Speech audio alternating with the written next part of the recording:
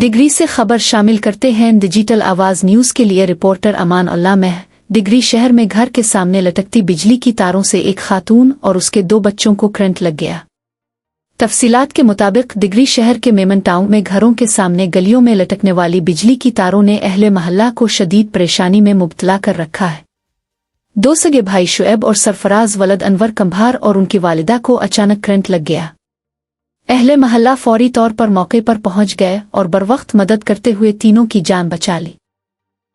मकामी अफराद का कहना है कि महल्ले में मुख्तलिफ घरों को जाने वाली बिजली की तारें गलियों में लटक रही हैं, जो ज़मीनी सतह के बिल्कुल करीब है। इस सूरत-ए-हाल के बाइस लोगों को शदीद मुश्किलात का सामना है और उन्हें आमद और रफ्त में भी दुश्वारी पेश आ रही है। घरों में आने जाने और स्कूल जाने वाले बच्चों को भी खतरात लाहक है।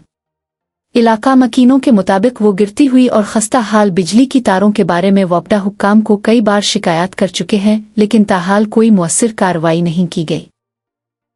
अहले महल्ला ने मुताल्लिका महकमे के आला हुक्काम से अपील की है कि फौरी तौर पर लटकती और गिरती हुई बिजली की तारों को दुरुस्त किया जाए और इंसानी जानों को महफूज बनाने के लिए इस मसले का मुस्तकिल हल निकाला जाए।